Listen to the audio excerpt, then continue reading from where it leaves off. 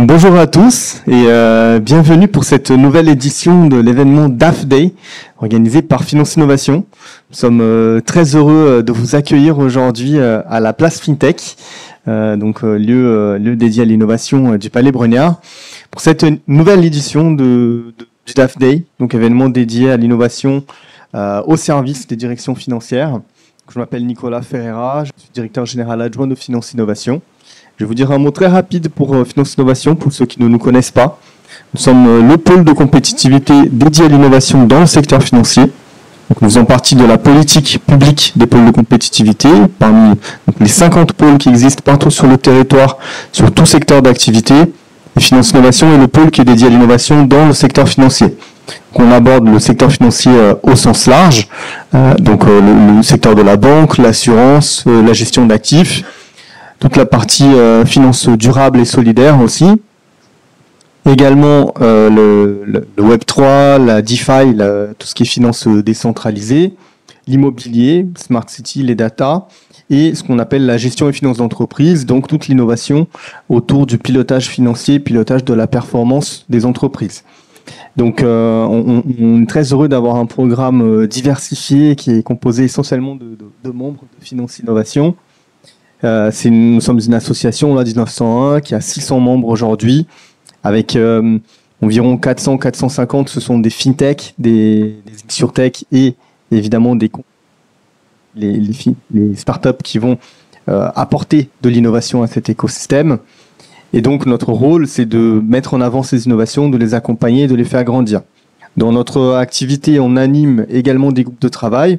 Donc j'ai un petit appel à faire aujourd'hui, c'est qu'on a un groupe de travail actuellement sur les solutions et innovations au service des entreprises et des institutions financières, et notamment en termes de ESG, de durabilité, et donc un groupe de travail qui va s'adresser aux directions financières sur les sujets de durabilité, d'impact.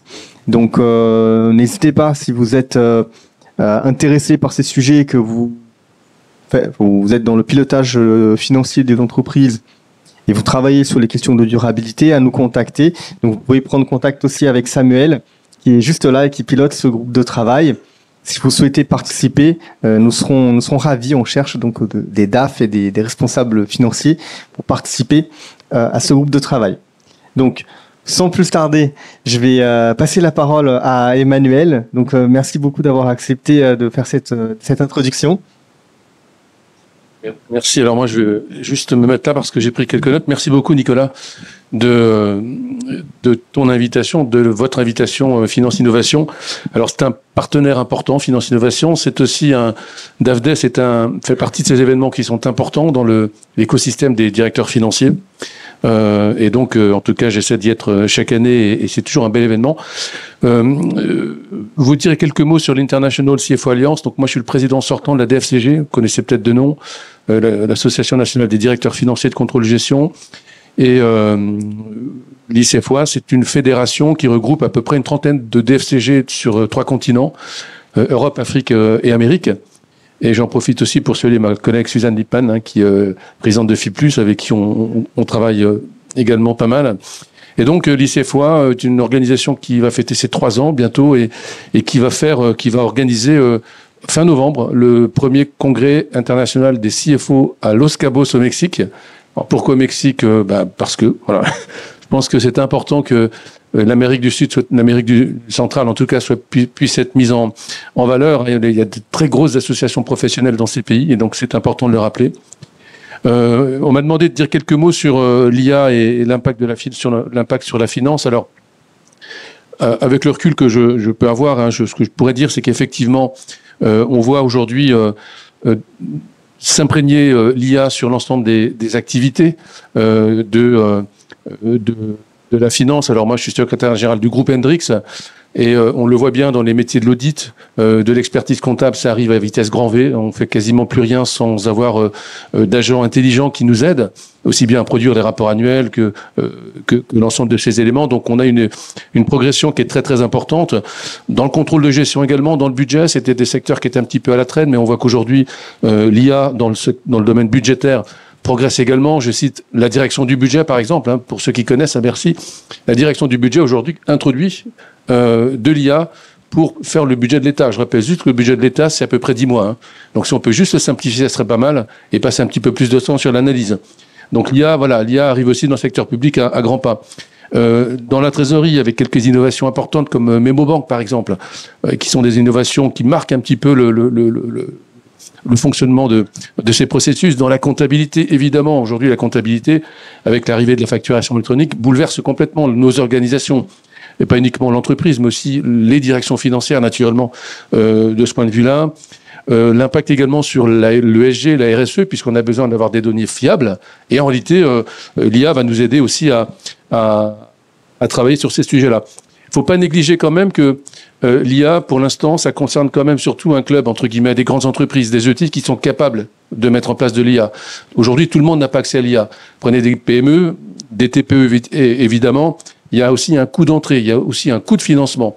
J'avais sorti un chiffre à l'époque, quand on parlait de ESG et de RSE, sur l'ensemble des entreprises européennes, c'était plus de 2000 milliards d'euros de bascule. Donc il y a aussi un coût. Et aujourd'hui, on voit bien que ça concerne principalement des grandes entreprises, des ETI, mais voilà, c'est quand même quelque chose qui va naturellement pénétrer ensuite l'ensemble du secteur économique, mais ça met un petit peu plus de temps. Donc voilà, donc tout le monde n'est pas forcément égal au départ sur la ligne de départ.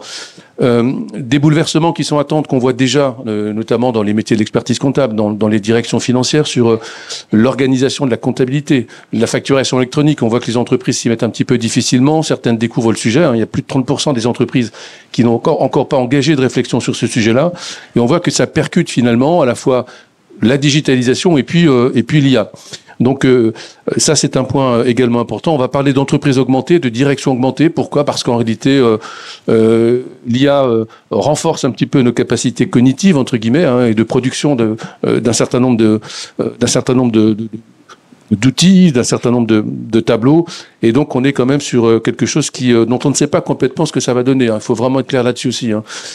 Et puis également mettre l'accent sur la formation, sur la sensibilisation, parce que ça aussi c'est un sujet qui inquiète beaucoup dans les directions financières, on le voit quasiment tout le temps. Je pense que c'est important d'expliquer à quoi ça sert, comment on va l'utiliser, et puis rassurer aussi. Donc l'impact RH sur les métiers, les fonctions, les fiches de poste, etc., c'est aussi aujourd'hui un point important qui n'est pas complètement évident à mesurer. Et puis, mettre aussi en perspective, je pense que c'est un des sujets de la journée, IA et digitalisation. C'est un point quand même essentiel. Je pense que la partie digitalisation, numérisation aujourd'hui est un petit peu derrière nous. Hein. Je pense que c'était un préalable pour ensuite envisager pouvoir faire de l'IA. Il n'y a pas d'IA sans digitalisation, sans données fiables. On le voit bien notamment avec le rapport durabilité. Hein. Je rappelle juste que ces rapports sont auditables, ils sont certifiables. Comme les rapports de gestion, c'est exactement la même chose. Donc on ne peut pas mettre n'importe quoi là-dedans. Hein.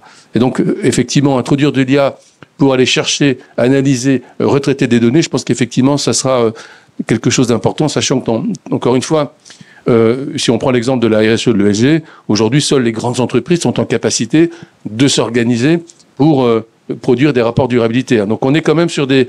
je dis souvent, mais en tout cas chez nous en France, la France c'est pas que le CAC 40 quoi. Hein. Alors on est à la bourse ici, hein, je vois qu'il y a des cotations que les grandes entreprises qui n'existent plus d'ailleurs pour certaines, mais en tout cas ici on est quand même, la France est quand même 80% de ce que j'appelle des TPME-TI. Hein. Donc ça aussi c'est important d'avoir ce facteur-là. Et puis juste pour terminer, encore une fois. Remercier donc les organisateurs de cet événement. J'ai vu le programme qui est extrêmement riche, qui est intéressant, qui va nous permettre aussi de pouvoir échanger sur un certain nombre de sujets. Donc, en tout cas, merci pour cette thématique qui est importante. Je pense qu'il faut en parler parce que c'est un peu comme une courbe de Gauss. Hein. On en parle beaucoup à un moment donné, puis après, il faut quand même qu'on fasse quoi. Il faut qu'on mette en œuvre. Et je pense aujourd'hui que sur l'IA, et c'est le message que je veux faire passer. Je pense que le coup est parti. Je pense qu'il faut que, et en tout cas, nos directions financières, le secteur de la finance qui avait mis peut-être un petit peu plus de temps à démarrer, aujourd'hui commence à combler et rattraper son retard.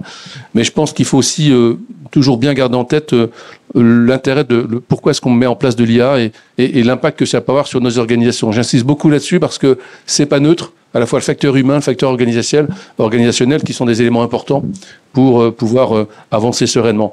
Merci Nicolas, merci Samuel pour cette belle journée et puis bonne journée à vous tous.